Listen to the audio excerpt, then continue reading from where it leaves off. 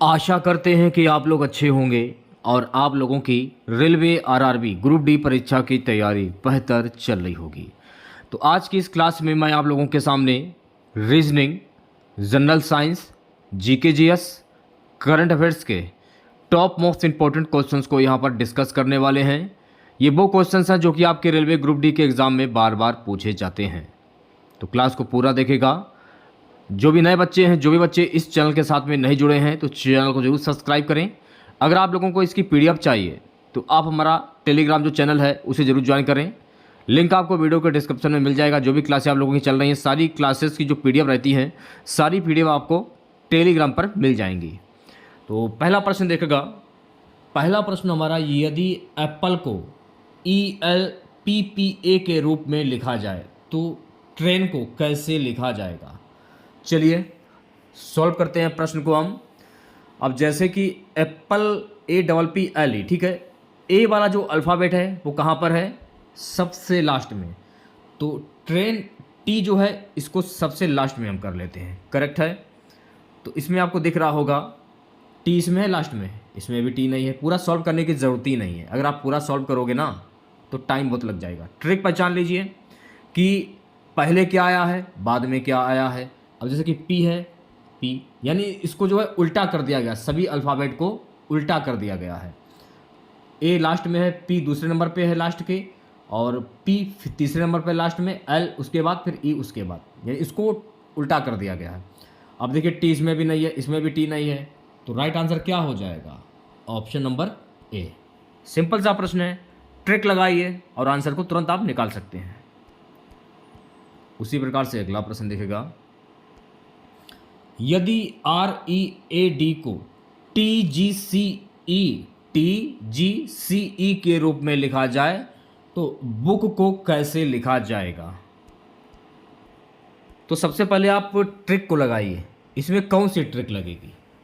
अब जैसे कि R है, R के दो के बाद, यानी इसमें, चलिए आपको मैं बता देता हूँ कैसे। REA और D। अब R के बाद क्या आता है? यानी यहाँ पे +2 हो रहा है। R के बाद क्या आता है? S और T, 2 के बाद T हो जाएगा, ठीक है। इसमें भी 2 का प्रयोग किया गया है। EFG, G आ जाएगा। यहाँ पर AVC, यहाँ पर भी 2 का प्रयोग गया, +2 का। यहाँ पर भी +2 का प्रयोग किया गया है।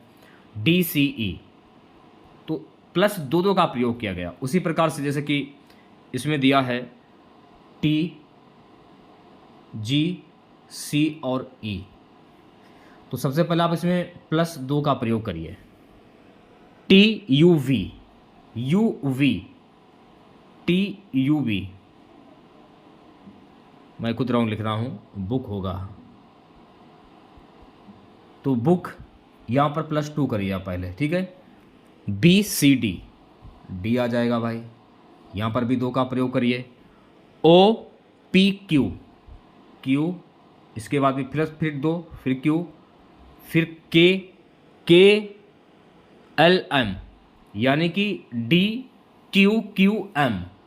तो ऑप्शन नंबर ए जो है इस प्रश्न का राइट आंसर हो जाएगा। चलिए बढ़ते हैं नेक्स्ट क्वेश्चन की और अगला प्रश्न देखेगा।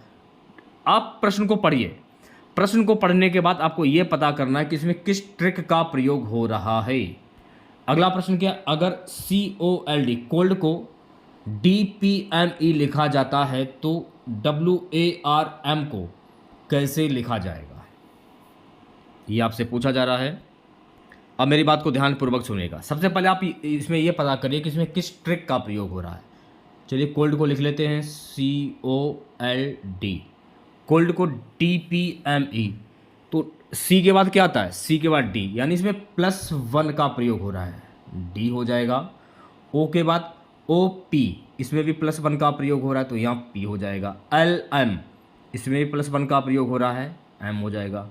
अब सबसे मेन है D और E और DE, तो D और E, यहाँ पर भी DE, +1 का प्रयोग इसमें भी हो रहा है। तो +1 का इसमें जो +1 है, यानी जो अल्फ़ाबेट है वो +1 के आगे बढ़ रहा है, यानी कि CDOPLMDE। क्लियर है। तो इसमें आपसे ये पूछा जा रहा है कि वर्म को कैसे लिखा जाएगा, WARM प्लस 1 कर दीजिए आप इसे। W के बाद क्या आता है, X आता है, X हो गया। A के बाद B आता है, फिर यहाँ पर देखिए प्लस 1 का प्रयोग हो रहा है। R के बाद क्या आता है, R के बाद S आता है, ठीक है। M के बाद क्या आता है, N आता है। तो क्या होगा, XVSN, XVSN। तो XVSN कहाँ पर है, ये रहा। तो ऑप्शन नंबर ए जो है इस प्रश्न का राइट आंसर हो जाएगा।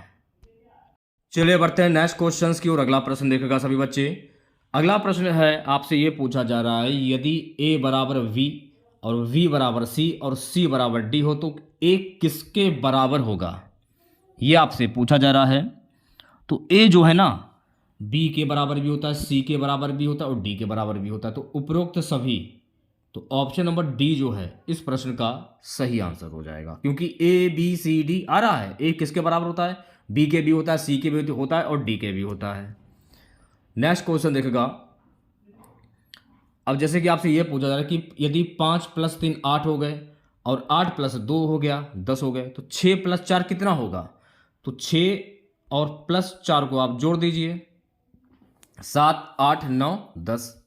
6 4 कितने होते हैं, 10 होंगे। तो आंसर क्या होगा, ऑप्शन नंबर V 10 हो जाएगा। अब यहां पर देखेगा कि आपसे पूछा जा रहा है, कथन सभी पक्षी उड़ सकते हैं, कौवा एक पक्षी है। तो सभी पक्षी उड़ सकते हैं।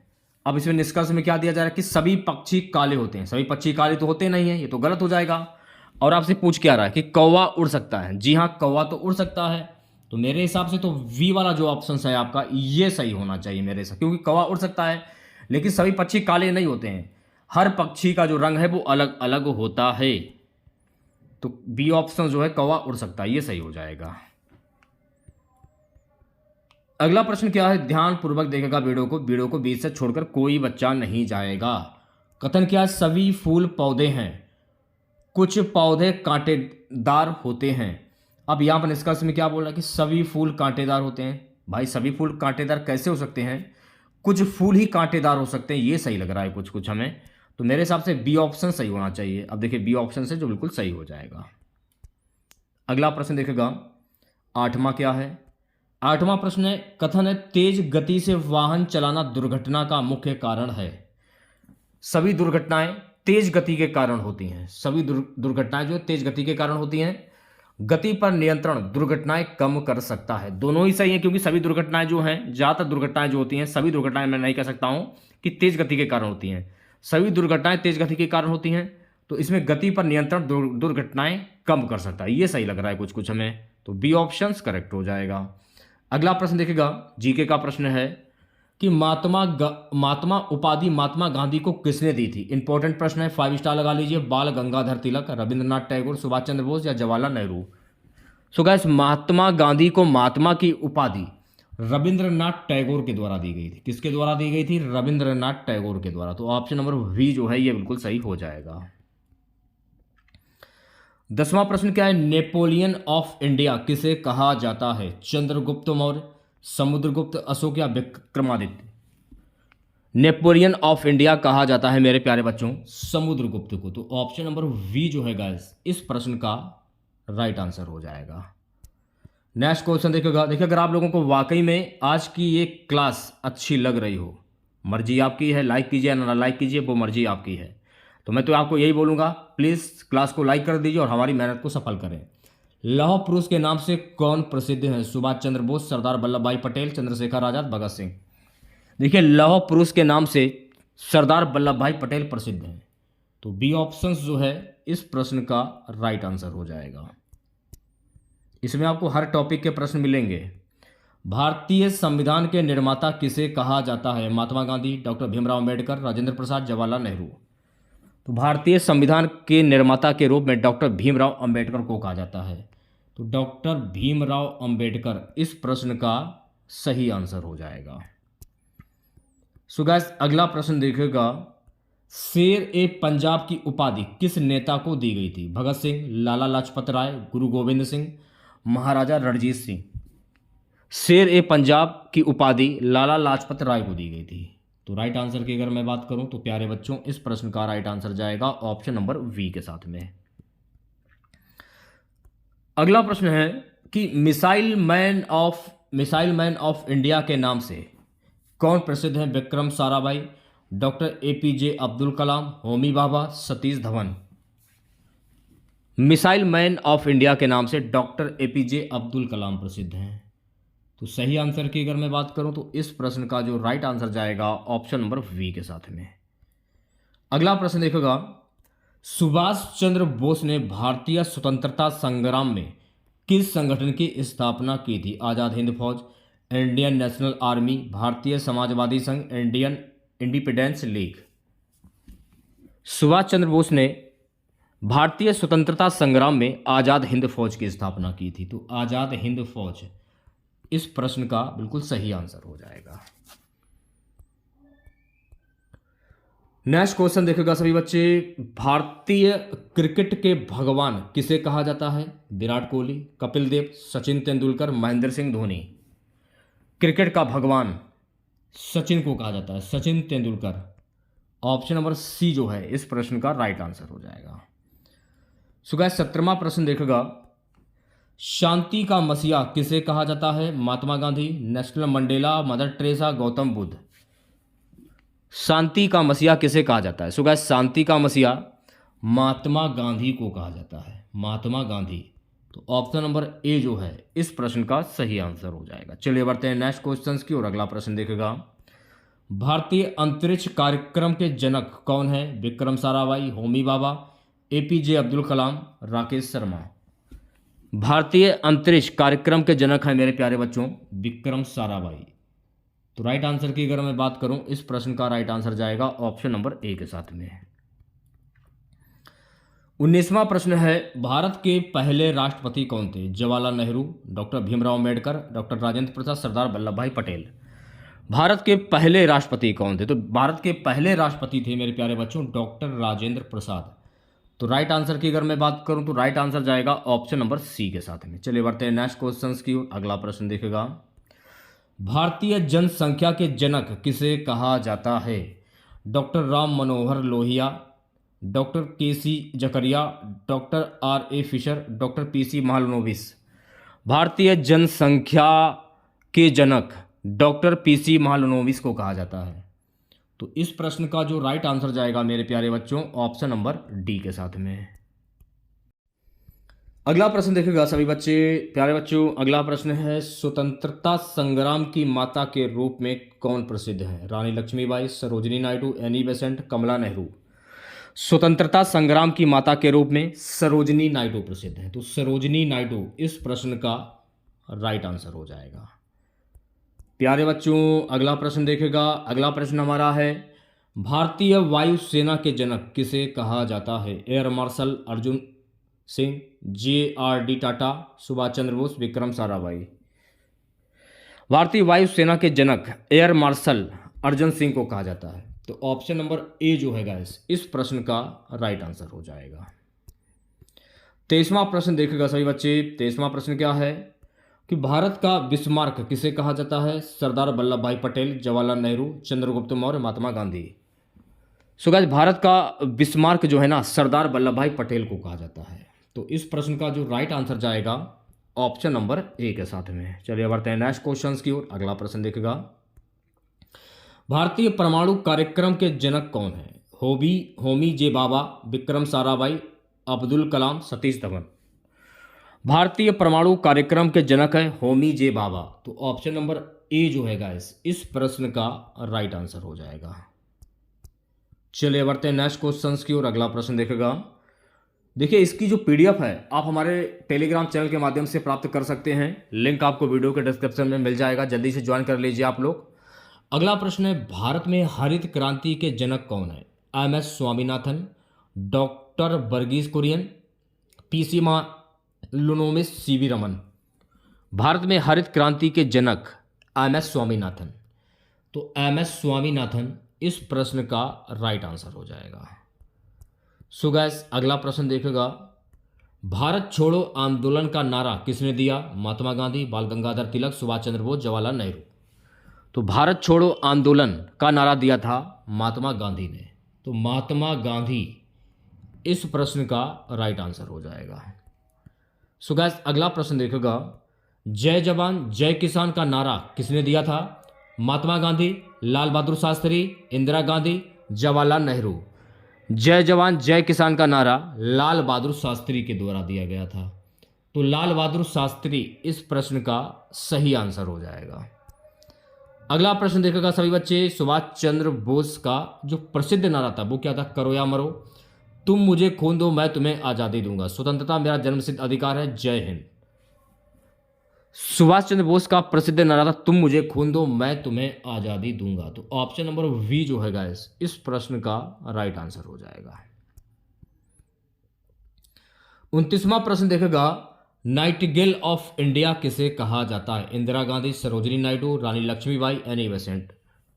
Nightingale of India Sarojini Naidu को कहा जाता है। तो सरोजिनी नायडू इस प्रश्न का राइट आंसर हो जाएगा, यानी कि option number B. So guys अगला प्रश्न देखेगा, भारतीय संविधान का पिता किसे कहा जाता है? जवाहरलाल नेहरू, डॉक्टर भीमराव अंबेडकर, सरदार पटेल या महात्मा गांधी। भारतीय संविधान का पिता डॉक्टर भीमराव अंबेडकर को कहा जाता है। तो डॉक्टर भीमराव अंबेडकर इस प्रश्न का राइट आंसर हो जाएगा। चलिए बढ़ते हैं नेक्स्ट क्वेश्चंस की ओर प्यारे बच्चों। अगला प्रश्न देखेगा, गुरुदेव की उपाधि किसे मिली थी? रविंद्रनाथ टैगोर, महात्मा गांधी, चंद्रशेखर आजाद, सुभाष चंद्र बोस। सो गाइस गुरुदेव की उपाधि रविंद्रनाथ टैगोर को मिली थी। तो रविंद्रनाथ टैगोर इस प्रश्न का करेक्ट आंसर हो जाएगा, यानी ऑप्शन नंबर ए। 32वां प्रश्न, भारत का शेक्सपियर किसे कहा जाता है? मुंशी प्रेमचंद, कालिदास, रविंद्रनाथ टैगोर, बंकिम चंद्र चट्टोपाध्याय। सो गाइस भारत का शेक्सपियर कहा जाता है कालिदास को। तो कालिदास इस प्रश्न का बिल्कुल सही आंसर हो जाएगा। डैश क्वेश्चन देखेगा, अगला प्रश्न क्या है? सो गाइस अगला प्रश्न है, भारतीय फिल्म उद्योग के पिता किसे माना जाता है? राज कपूर, सत्यजीत रे, दादा साहेब फाल्के, गुरुदत्त। भारतीय फिल्म उद्योग के पिता दादा साहेब फाल्के को कहा जाता है। तो दादा साहेब फाल्के इस प्रश्न का राइट आंसर हो जाएगा। अगला प्रश्न है, आधुनिक भारत के निर्माता किसे कहा जाता है? महात्मा गांधी, जवाहरलाल नेहरू, सरदार पटेल, डॉक्टर भीमराव अंबेडकर। आधुनिक भारत के निर्माता जवाहरलाल नेहरू को कहा जाता है। तो जवाहरलाल नेहरू इस प्रश्न का राइट आंसर हो जाएगा, यानी कि option number B. Next question देखेगा सभी बच्चे प्यारे बच्चों। अगला प्रश्न हमारा है, क्रांतिवीर किसे कहा जाता है? चंद्रशेखर आजाद, भगत सिंह, सुभाष चंद्र बोस, लोकमान्य तिलक। क्रांतिवीर कहा जाता है चंद्रशेखर आजाद को। तो चंद्रशेखर आजाद इस प्रश्न का राइट आंसर हो जाएगा, यानी कि ऑप्शन नंबर ए। अगला प्रश्न देखेगा सभी बच्चे। सो गाइस अगला प्रश्न हमारा है, भारतीय अंतरिक्ष अनुसंधान संगठन इसरो के संस्थापक कौन थे? विक्रम साराभाई, होमी भाभा, सतीश धवन, राकेश शर्मा।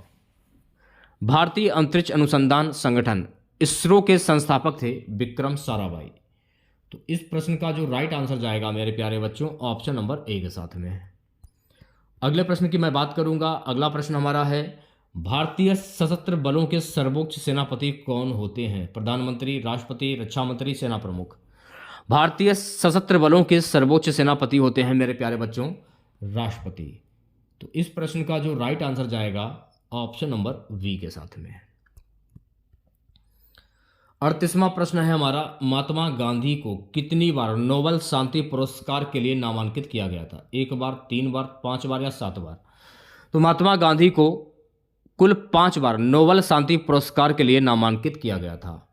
तो इस प्रश्न का जो राइट आंसर जाएगा मेरे प्यारे बच्चों ऑप्शन नंबर सी के साथ में। 39वें प्रश्न की मैं बात करूंगा। यहां से देखिए आपके करंट अफेयर्स के प्रश्न स्टार्ट हो जाते हैं।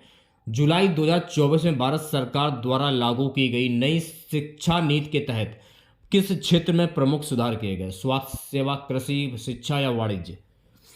जुलाई 2024 में भारत सरकार द्वारा लागू की गई नई शिक्षा नीति के तहत शिक्षा के क्षेत्र में सुधार किए गए। तो सी ऑप्शन जो लोग बता रहे हैं वो बच्चे बिल्कुल करेक्ट हो जाएंगे। 40वां प्रश्न देखेगा सभी बच्चे, स्वच्छ भारत मिशन 2.0 का मुख्य उद्देश्य क्या है? ग्रामीण विकास, ठोस अवशिष्ट प्रबंधन और स्वच्छता सुविधाओं में सुधार, शहरीकरण, औद्योगिक विकास। स्वच्छ भारत मिशन 2.0 का मुख्य उद्देश्य था ठोस अवशिष्ट प्रबंधन और स्वच्छता सुविधाओं में सुधार। तो राइट आंसर की अगर मैं बात करूं तो प्यारे बच्चों, इस प्रश्न का जो राइट आंसर जाएगा ऑप्शन नंबर वी के साथ में। 41वां प्रश्न देखेगा, जुलाई 2024 में आयोजित वृक्ष सम्मेलन किस शहर में हुआ? बीजिंग, नई दिल्ली, मॉस्को, जोहान्सबर्ग। जुलाई 2024 में आयोजित वृक्ष शिखर सम्मेलन ये जोहान्सबर्ग में आयोजित हुआ था। तो राइट आंसर की अगर मैं बात करूं तो प्यारे बच्चों, इस प्रश्न का राइट आंसर जाएगा ऑप्शन नंबर डी के साथ में। नेक्स्ट क्वेश्चन देखेगा। सो गाइस, अगला प्रश्न है, ग्लोबल क्लाइमेट समिट जुलाई 2024 में किस प्रमुख मुद्दे पर चर्चा की गई? वैश्विक व्यापार, जलवायु परिवर्तन और कार्बन उत्सर्जन में कटौती, स्वास्थ्य संकट, शिक्षा सुधार। ग्लोबल क्लाइमेट समिट जुलाई 2024 में जलवायु परिवर्तन और कार्बन उत्सर्जन में कटौती के मुद्दे पर चर्चा की गई। तो इस प्रश्न का जो राइट आंसर जाएगा मेरे प्यारे बच्चों, ऑप्शन नंबर बी के साथ में। चलिए बढ़ते हैं नेक्स्ट क्वेश्चन की ओर। अगला प्रश्न देखेगा। सो गाइस, अगला प्रश्न है कि पेरिस फ्रांस में आयोजित ओलंपिक खेल 2024 में भारत ने कुल कितने पदक जीते? 15, 20, 24 या 30? पेरिस फ्रांस में आयोजित ओलंपिक खेल 2024 में भारत ने कुल 24 पदक जीते। तो इस प्रश्न का जो राइट आंसर जाएगा मेरे प्यारे बच्चों, ऑप्शन नंबर सी के साथ में। चलिए बढ़ते हैं नेक्स्ट क्वेश्चन की ओर। अगला प्रश्न देखेगा। सो गाइस, अगला प्रश्न है, जुलाई 2024 में विंबलडन टेनिस टूर्नामेंट के पुरुष एकल खिताब के विजेता कौन थे? रोजर फेडरर, नोवाक जोकोविच, कार्लोस अल्कराज, राफेल नडाल। जुलाई 2024 में विंबलडन टेनिस टूर्नामेंट के महिला एकल खिताब की विजेता कौन थी? विंबलडन टेनिस टूर्नामेंट के पुरुष एकल खिताब के विजेता कौन थे? Carlos Alcaraz. तो सी ऑप्शन जो है गाइस, इस प्रश्न का राइट आंसर हो जाएगा। नेक्स्ट क्वेश्चन देखेगा। जुलाई 2024 में विंबलडन टेनिस टूर्नामेंट के महिला एकल खिताब की विजेता कौन थी? Serena Williams, Naomi Osaka, Ashleigh Barty, Simona Halep. तो नाओमी ओसाका इस प्रश्न का करेक्ट आंसर हो जाएगा। ठीक है, चलिए बढ़ते हैं नेक्स्ट क्वेश्चन की ओर। प्यारे बच्चों, अगला प्रश्न देखेगा। अगला प्रश्न क्या है? अगला प्रश्न है, भारत ने जुलाई 2024 में किस देश के साथ नई रक्षा साझेदारी समझौते पर हस्ताक्षर किए? अमेरिका, रूस, फ्रांस या जापान?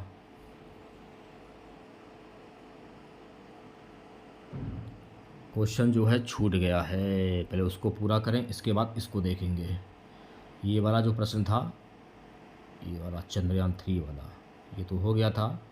ये वाला प्रश्न था, चंद्रयान 3 मिशन के तहत भारत ने चंद्रमा के किस क्षेत्र में सफलतापूर्वक लैंडिंग की? उत्तरी ध्रुव, दक्षिणी ध्रुव, पूर्वी गोलार्ध या पश्चिमी गोलार्ध?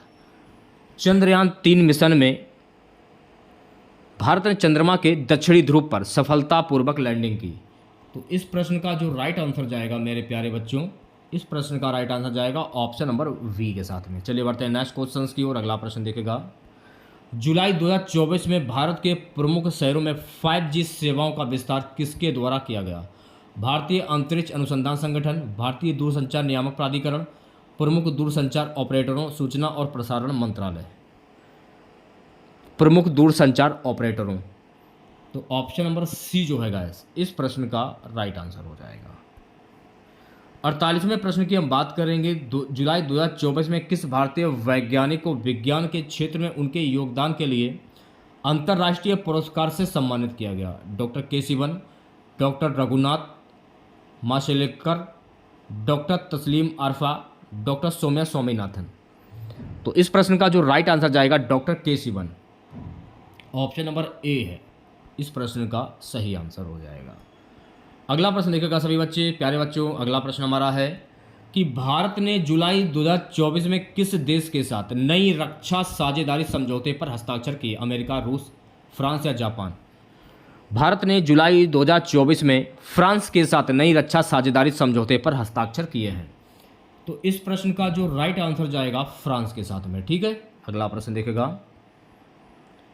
अगला प्रश्न है, कौन सा भारतीय राज्य जुलाई 2024 में भारत का पहला ग्रीन हाइड्रोजन हब बना? गुजरात, महाराष्ट्र, तमिलनाडु, राजस्थान। गुजरात इस प्रश्न का राइट आंसर हो जाएगा मेरे प्यारे बच्चों, यानी कि option number A. Next question देखेगा। सो गाइस अगला प्रश्न हमारा है, किस देश ने जुलाई 2024 में पहली बार कृत्रिम बुद्धिमत्ता AI आधारित न्यायाधीश नियुक्त किया? जापान, दक्षिण कोरिया, अमेरिका या चीन? ये नियुक्त किया है चाइना ने। तो इस प्रश्न का जो राइट आंसर जाएगा मेरे प्यारे बच्चों, ऑप्शन नंबर टी के साथ में। नेक्स्ट क्वेश्चन की मैं बात करूंगा। अगला प्रश्न देखेगा, जुलाई 2024 में भारत के किस स्टार्टअप को यूनिकॉर्न का दर्जा मिला? जुलाई 2024 में भारत के OLA इलेक्ट्रिक स्टार्टअप को यूनिकॉर्न का दर्जा मिला है, ओला। तो इस प्रश्न का जो राइट आंसर जाएगा मेरे प्यारे बच्चों, ऑप्शन नंबर वी के साथ में।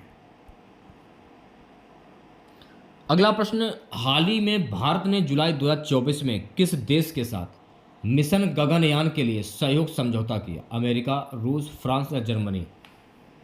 हाल ही में भारत ने जुलाई 2024 में अमेरिका के साथ मिशन गगनयान के लिए सहयोग समझौता किया है।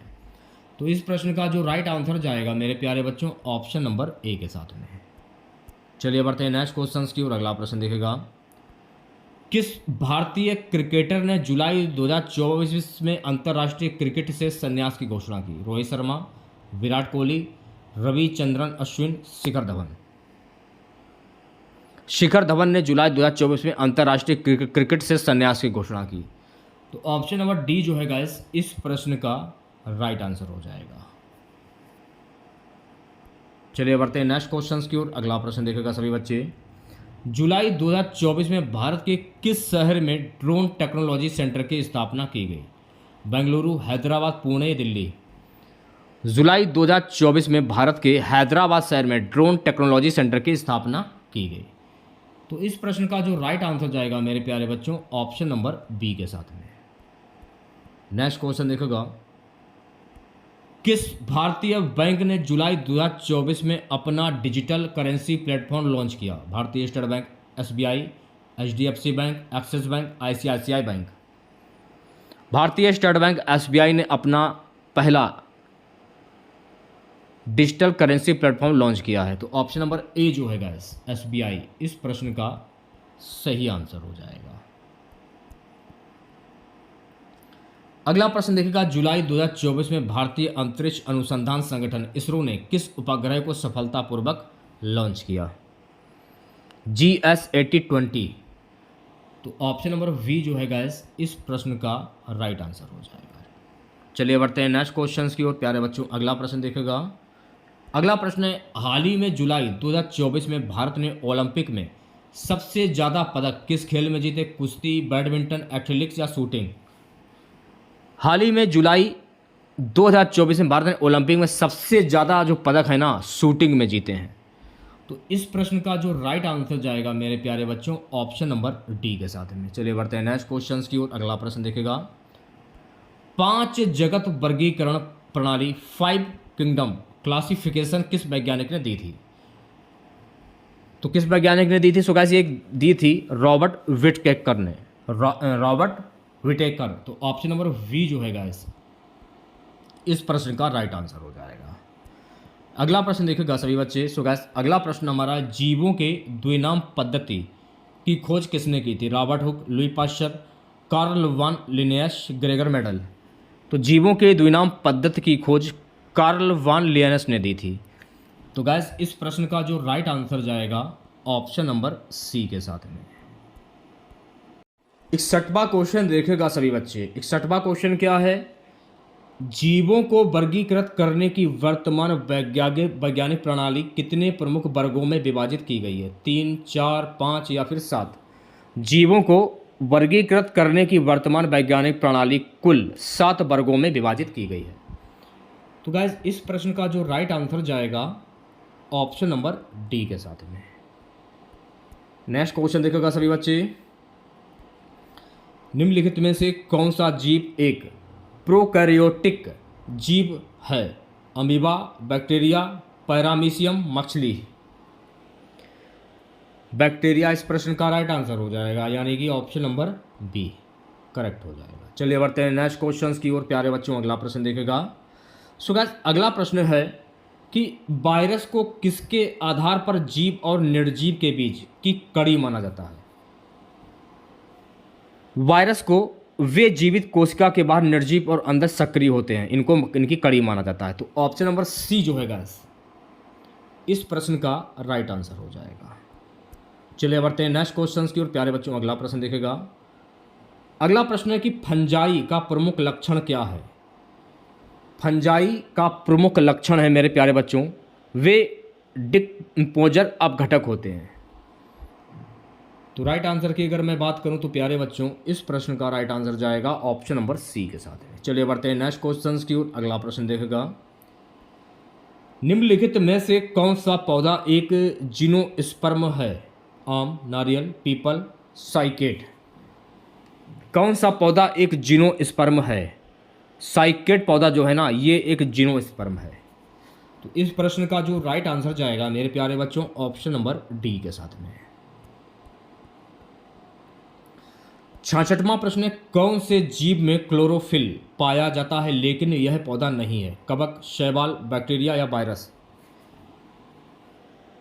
देखिए शैवाल में क्लोरोफिल पाया जाता है लेकिन यह पौधा नहीं है। तो इस प्रश्न का जो राइट आंसर जाएगा शैवाल के साथ में option number B. So guys अगला प्रश्न देखेगा। अगला प्रश्न क्या है। अगला प्रश्न हमारा है किस जंतु को प्राकृतिक सफाई कर्मी कहा जाता है। गिद्ध, शेर, चीता, हाथी। किस जंतु को प्राकृतिक सफाई कर्मी कहा जाता है। गिद्ध को कहा जाता है। तो इस प्रश्न का जो राइट आंसर जाएगा मेरे प्यारे बच्चों ऑप्शन नंबर ए के साथ में। अगले प्रश्न की हम बात करेंगे। सो गाइस अगला प्रश्न है सभी प्राणियों का वैज्ञानिक नाम द्विनाम पद्धति में किन दो वर्गों से मिलकर बनता है। कुल और जाति, वंश और जाति, संघ और वर्ग, गण और कुल। वंश और जाति। तो इस प्रश्न का जो राइट आंसर जाएगा मेरे प्यारे बच्चों ऑप्शन नंबर वी के साथ में। चलिए बढ़ते हैं नेक्स्ट क्वेश्चंस की ओर। अगला प्रश्न देखेगा। जीवों की सबसे छोटी इकाई कौन सी है। ऊतक, कोशिका, अंग या परमाणु। तो जीवों की सबसे छोटी इकाई है कोशिका। तो राइट आंसर की अगर मैं बात करूं तो प्यारे बच्चों इस प्रश्न का जो राइट आंसर जाएगा ऑप्शन नंबर वी के साथ में। चलिए बढ़ते हैं नेक्स्ट क्वेश्चंस की ओर। अगला प्रश्न देखेगा। सो गाइस अगला प्रश्न है कि कौन सा जीव वर्गीकरण में सबसे उच्च स्तर पर आता है। कुल, गण, संघ या जगत। कौन सा जीव वर्गीकरण में सबसे उच्च स्तर पर आता है। जगत। तो इस प्रश्न का जो राइट आंसर जाएगा ऑप्शन नंबर डी के साथ में। नेक्स्ट क्वेश्चन देखेगा सभी बच्चे। किस वैज्ञानिक को आधुनिक वर्गीकरण का जनक कहा जाता है। Charles Darwin, Robert व्हिटकर, Karl von Linnaeus, Alexander Fleming. आधुनिक वर्गीकरण का जनक कार्ल वान लिनेयस को कहा जाता है। तो जो भी बच्चे ऑप्शन नंबर सी बता रहे हैं वो बच्चे बिल्कुल करेक्ट हो जाएंगे। सो गाइस अगला प्रश्न हमारा है कि कोशिका में आनुवांशिक पदार्थ डीएनए कहाँ पाया जाता है। माइटोकॉन्ड्रिया, राइबोसोम, केंद्रक, लाइसोसोम। कोशिका में आनुवांशिक पदार्थ जो है ना केंद्रक में पाए जाते हैं, न्यूक्लियस। तो सी ऑप्शन जो है गाइस इस प्रश्न का राइट आंसर हो जाएगा। नेक्स्ट क्वेश्चन देखेगा सभी बच्चे। अगला प्रश्न हमारा है निम्नलिखित में से कौन सा एक प्रोकैरियोटिक जीव है। अमीबा, बैक्टीरिया, फंगस, पादप। तो राइट आंसर की अगर मैं बात करूं तो प्यारे बच्चों इस प्रश्न का जो राइट आंसर जाएगा ऑप्शन नंबर वी के साथ में, बैक्टीरिया। अगला प्रश्न है कि वायरस का आनुवांशिक पदार्थ क्या होता है। केवल डीएनए, केवल आरएनए, डीएनए या आरएनए, कोई नहीं। वायरस का आनुवांशिक पदार्थ डीएनए या आरएनए होता है। तो राइट आंसर की अगर मैं बात करूं तो प्यारे बच्चों इस प्रश्न का जो राइट आंसर जाएगा ऑप्शन नंबर सी के साथ में। चलिए बढ़ते हैं नेक्स्ट क्वेश्चंस की ओर। अगला प्रश्न देखेगा। कवक फुंगी किस प्रकार के पोषण का पालन करते हैं। स्वपोषी, परपोषी, मिश्रित पोषण या काइमोटोरोफिक। कवक किस प्रकार के पोषण का पालन करते हैं। परपोषी। तो इस प्रश्न का जो राइट आंसर जाएगा गाइस इस प्रश्न का राइट आंसर हो जाएगा ऑप्शन नंबर वी। अगला प्रश्न देखेगा। स्पंज किस संघ में आते हैं। तो गाइस स्पंज जो है ना पोरीफेरा के संग में आते हैं, तो पोरीफेरा ऑप्शन नंबर वी जो है इस प्रश्न का सही आंसर हो जाएगा। चलिए बढ़ते हैं नेक्स्ट क्वेश्चंस की ओर। अगला प्रश्न देखेगा। सो गाइस अगला प्रश्न हमारा है, निम्नलिखित में से कौन सा एक संवहनी पादप है? शैवाल, ब्रायोफाइटा, टेरिडोफाइटा या कवक? कौन सा एक संवहनी पादप है? टेरिडोफाइटा। तो ऑप्शन नंबर सी जो है गाइस इस प्रश्न का राइट आंसर हो जाएगा। 78वां क्वेश्चन देखेगा सभी बच्चे। पादपों में किस भाग के द्वारा प्रकाश संश्लेषण की प्रक्रिया होती है? जड़, तना, पत्ती या फल? पादपों में पत्ती के द्वारा प्रकाश संश्लेषण की प्रक्रिया होती है। तो राइट आंसर की अगर मैं बात करूं तो प्यारे बच्चों इस प्रश्न का जो राइट आंसर जाएगा ऑप्शन नंबर सी के साथ में। नेक्स्ट क्वेश्चन देखेगा, रीजनिंग का प्रश्न है, थोड़ा सा दिमाग लगाने की जरूरत है। हाँ, 2 + 3 = 13, क्लियर है। 3 + 4 = 25, 4 + 5 = 41, तो 5 + 6 बराबर क्या होगा? 61 होगा, 71 होगा, 81 होगा या 91 होगा? अब मेरी बात को ध्यानपूर्वक सुनिएगा। 3 का गुना आप 2 में जब करेंगे तो 3 का गुना जब 2 में करेंगे 3 दूनी 6, फिर 6 × 2 का गुना जब आप करेंगे तो कितने हुए? 12। 12 में प्लस आपने एक जोड़ा क्या हुआ? 13 हो गया, ठीक है। उसी प्रकार से जब आप 4 का गुना 3 में करोगे तो 4 × 4 = 12। 12 का गुना जब आप 2 में करोगे तो क्या होगा? 24 हो जाएगा। 24 1 प्लस कितना हुआ? 25 हो गया। उसी प्रकार से 5 का गुना आप 4 में कीजिए, 5 × 20, और 20 × कितना होता है? 40 होता है, तो 40 + 1 41 हो गया। समझ में आप क्या आ गया होगा शायद। उसी प्रकार से 6 का गुना 5 में कीजिए, 6 × 5 = 30, ठीक है। 30 × 2 जब आप करोगे तो कितना होगा? 0 6 + 1 जोड़ दीजिए, कितना हुआ? 61 हुआ, 61 हो जाएगा। ऑप्शन नंबर ए करेक्ट हो जाएगा। नेक्स्ट क्वेश्चन देखेगा, निम्नलिखित श्रृंखला में अगली संख्या क्या होगी? 2 है, 6 है, 12 है, 20 है और 30 है। तो 2 और 6 के बीच में कितने का अंतर है? 2 और 6 यानी 3 4 5 6, 4 का अंतर हो जाएगा भाई, यहाँ पर 4 का अंतर है। 6 और 12 के बीच में कितने का अंतर है? 7 8 9 10 11 12, तो भाई 6 का अंतर हो गया इसमें, 6 का अंतर। 12 और 20 में कितने का अंतर है? 8 का अंतर है भाई। उसी प्रकार से ये प्रक्रिया जो है आगे चलती रहेगी। 2 का अंतर है तो 10 कर देते हैं, फिर यहाँ पर 12 कर देते हैं, ठीक है। 10 का अंतर हो गया 20 और 30 में, ठीक है। तो 30 और 12 कितने हुए? 2 3 1 4, 42 हो गए। तो राइट आंसर क्या हो जाएगा? 42। ऑप्शन नंबर सी करेक्ट हो जाएगा। सिंपल सा है यार। नेक्स्ट क्वेश्चन देखेगा, नर्स का संबंध रोगी से है तो शिक्षक का संबंध किससे? देखिए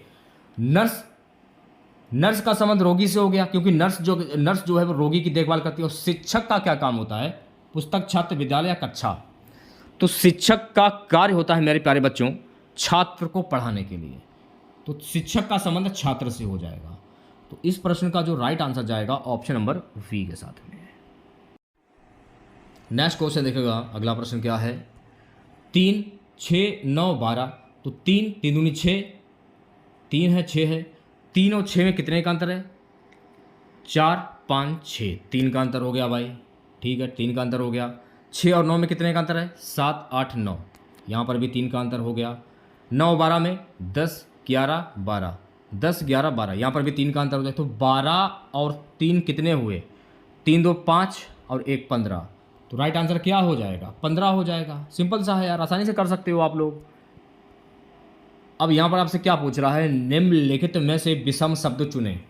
टेबल है, कुर्सी है, पंखा है, सोफा है। तो देखिए यहाँ पर आपको विषम शब्द की पहचान करनी है। अब टेबल, कुर्सी और सोफा ये चीज़ें बैठने की हैं, और पंखा जो है इससे हवा खाई जाती है, तो ये अलग हो जाएगा, तो ये विषम हो जाएगा। तो सी ऑप्शन करेक्ट हो जाएगा। अगला प्रश्न क्या है? अगला प्रश्न देखेगा, यदि बाल